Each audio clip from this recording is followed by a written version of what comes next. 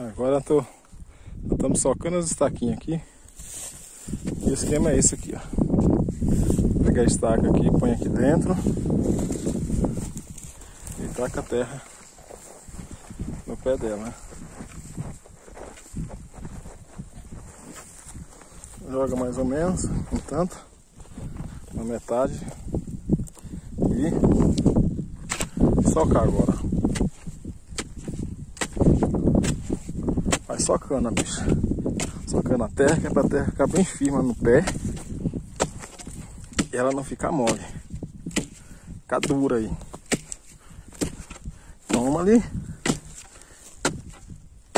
pau. O sol tá quente aqui, nós estamos aqui na boa. E graças a Deus, olha só, tá indo bem aqui já.